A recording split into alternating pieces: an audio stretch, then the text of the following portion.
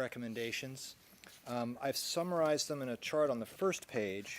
I think 4 of them, there was virtually no difference in opinion between the executive, planning board staff, planning board, and council staff. Can we move those en bloc? Well, that's fine, yeah. Just with the caveat, if we may have some District. language for the council resolution that staff will work on those, but I don't see any real issues. Those are items, 1, 3, 5, and 6. Just to note, 3 is a PIF request that's recommended for deferral to allow it to go through the Development Review Committee process, which is something we discussed at length during the 10-year water and sewer plan update, and the applicant has indicated a willingness to do that. So that'll give everyone more information earlier in the process, which is something that the council had wanted. And it also gives the planning board staff a chance to weigh in with regard to compatibility with local master plans and other important issues to them. So I think that deferral makes sense. And the other 3 items are recommended for approval. I'm sorry, That was the Iglesia? Iglesia de Cristo, I'm not sure, Maryland, Inc., number 3 on the chart. So the idea is that they will be permitted to go through a staff review prior to being Well, the able request to get itself, the sewer? The water? if it were to come in today, or under the new regime that we have in our new 10-year plan, they would have had to first go through the Development Review Committee with a concept before even applying through DEP. Yeah. And so that's the new process that new applicants are going through. This request, which does raise some issues because it has significant impervious area on a fairly small site in Olney. So we know there are going to be some issues that the Development Review Committee will want to look at carefully.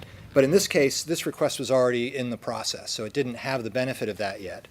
And the executive had recommended having it go through that process, and the applicant has expressed a willingness to do that. They're okay with that Yeah. then? Okay. Yep. All right, thank you. One thing I'll add here on the, on request number 5, This is the former council member request. I've heard that. Is that a standard? If when we leave the council, we get an approval recommendation? Park and You get one planning free and, request. Park and Planning and the board wanted a condition on the approval that would prohibit the applicants from extending sewer through Watts Branch Stream Valley Park. It's not likely that anybody would want to do that. It's substantially longer than the alternative that we've been looking at, but they wanted to have that assurance in the resolution. and do you have any objection No. to that? No, Right, not that's at what all. I mean about Well, does the finalizing applicant language for the council. Well, There- that's sort of like significant language. Has the applicant had a chance to respond to that idea? They have seen the planning board's recommendations and don't have any problem with them. They told you that? Yes. Okay. Okay. And then similarly, just to note, number 6, the SMART request, this is one that the committee had seen previously under the abutting mains policy and had discussed that ad nauseum for some time. And ultimately, the committee and the council did not feel that it was a good fit under that policy and did not want to expand the policy to accommodate this particular request. However, the peripheral sewer policy in the Potomac Subregion Master Plan was extended as part of the 10-year update to include the Glen Hills area, or to not exclude it, if you will. And so that provided a means to review this under a different policy. So that is why you're seeing it again today, but it had been tabled or deferred for some time, and we think this time we finally have a policy that can move it forward. Okay. Also, I would like to mention number 2, the Tregoning Bypass Trust. I think we have concurrence among the executive staff and planning board and council staff. We just have some language to work out in terms of conditional language for the different pieces, and also some discussion about the environmental restrictions on how the alignments would be done. And I think there's concurrence on it, but it's not, the language is not here today. So I think we want to make sure we have that in line for the council when it takes this up next week. Is But- that, well, the executive recommended deferring action on the RC part. Right, And that's an now example. that has evolved to a conditional approval? Right, well, you've got water and sewer both involved, depending on which areas you're talking about. Apparently, I yeah. think water is not really an issue. I think all the parties have agreed that these areas can be served under existing policies with water, public water. And sewer in the northern portion and for the institutional use.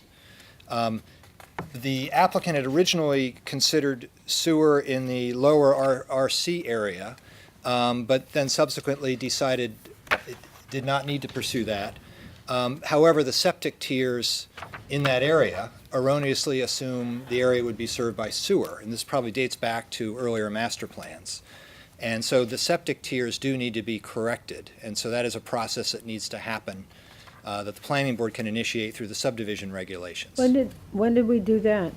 The septic The tiers? tiers? They were originally established, I believe, around 2012. And the idea was that periodically they would need to be updated. Was that associated with the Damascus plan? I just don't remember. No, this was, Well, the tiers were really a statewide Mr. Clifford, initiative. maybe, is this your client, Mr. Clifford? But the septic tiers were really a statewide initiative. Yeah, I remember. The county really, We sort of said, this is where they are in our. Yeah. I mean, a lot of jurisdictions don't have the level of specificity that we have with our No, they planning. don't. And it's much more impactful elsewhere in the state than it's been for us. But in this case, we do have some tiers that need to be aligned with what is So, now I'm just trying to get a straight answer. So are you recommending deferral?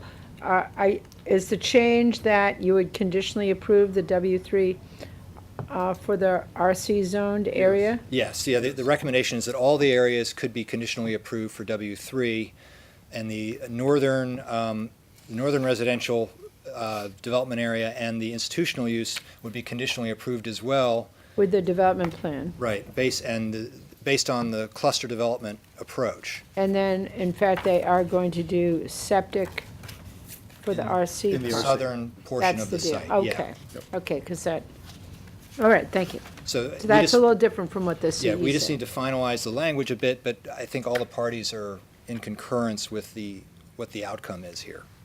Okay. So what that leaves us with is number 4, Sami and Siham Anand.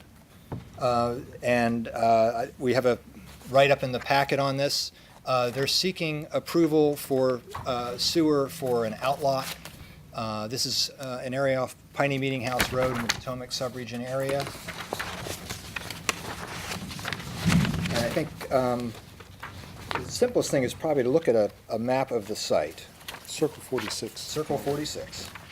So why did the planning board recommend something different? Well, first, it would be helpful to have a little bit of history. Oh, okay. What you can see here is there's... Circle 46? Yeah, Circle 46. You see the large rectangle. The upper part of that rectangle yeah. was originally parcel 143. Ultimately, it was subdivided in, was it 2009? I believe so, yeah. And there's a sewer main running along Piney Meeting House Road to the east. The abutting mains policy allows for a single connection to a property, assuming that parcel predates the main, which this one did. However, when you subdivide, you don't get an additional connection. You're still subject to that single connection. And in this case, parcel 143, the lot to the east, in the east portion of that parcel, did ultimately connect to sewer. That leaves an outlot to the west, and when it was subdivided, it was identified as an outlot. It's called Outlot A. Subsequent to that, you had a ownership change to the southern lot. The southern lot, originally parcel 243, is on septic. It does have a right, if you will, to connect through the abutting mains policy for a single connection. However, it doesn't have any intention of doing that. It's on septic. There is some subdivision potential on this site. It's obviously a fairly substantial site, about 8.6 acres according to the map. But when they purchased this property, they also purchased the outlot immediately to the north. And the applicant is seeking sewer approval to serve that outlot. and that's the subject of this Yeah, request. yeah. And executive staff and planning board staff and council staff agree that under the current abutting mains policy, there is no provision to approve that request. Certainly, if the property that was originally shared that parcel with the outlot had not moved forward with sewer, and you still had that right on that property, it could be switched from that eastern property to the western one, and they'd still only have one, and that would be part of that. But in this case, you already have that developed, so what you're talking about is a transfer from an unrelated lot to the south to that. That's They what they all want to abut. do. They want to take the connection right, if you I will. see that. That they're sort of they're entitled to for the southern piece, the lot 2, and move it to the outlot to allow for Yeah, public sewer. I get all that. Okay. But don't they all abut Piney Meeting House, including the? The outlot does. Outlot does? But the outlot didn't Yeah. exist, remember, when. But it does now, and it abuts. Does now, but the Aren't we- connection. I mean, how many angels do we get on this The thing? connection that parcel was entitled to was used for Lot 1 at 12020 Piney Meeting But House they Road. all, so we don't have the fear of creating new lots because this would deprive that large lot of any future, Well, the opportunity. lot to the south, if it gave up that right, if you will, well, it's on septic now, so it's not clear that it would have any effect.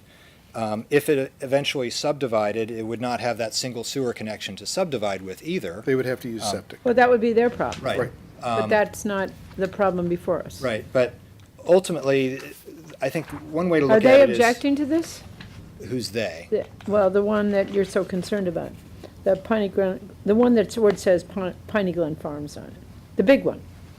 No, they're the ones who are applying to do this. That's the applicant. Yeah, they- So they don't have a problem. They with it. purchased this they've property made- last year along with the outlot. So again, I would ask, why does the planning board not have a problem with this? Well, I think. Is anybody here from the planning board? Um, Hey, come on down. Nelson is here.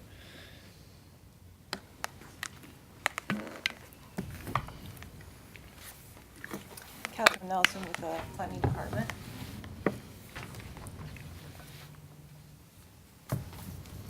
And yes, when the planning board considered this request, they did not see a problem with transferring the right from one property to another.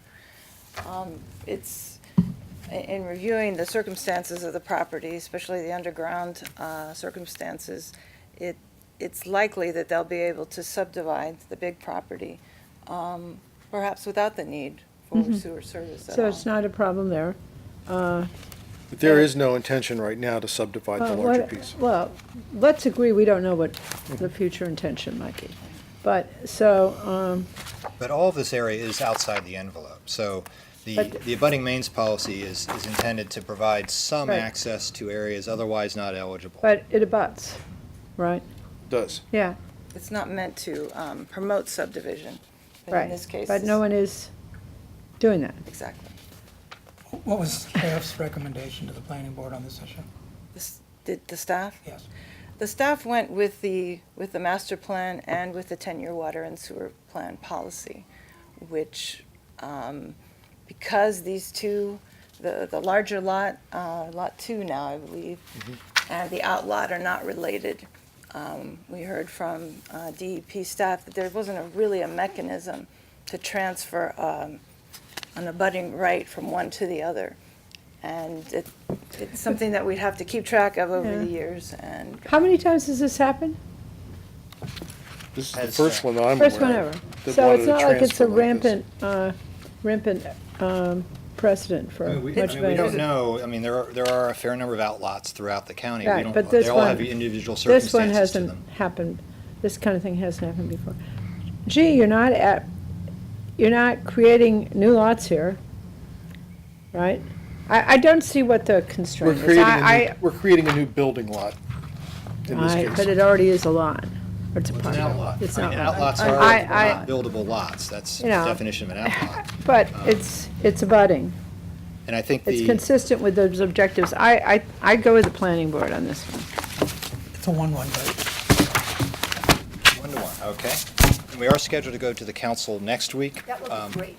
And the reason is because we can't act during a lame duck session. So we are trying to get it done with this council.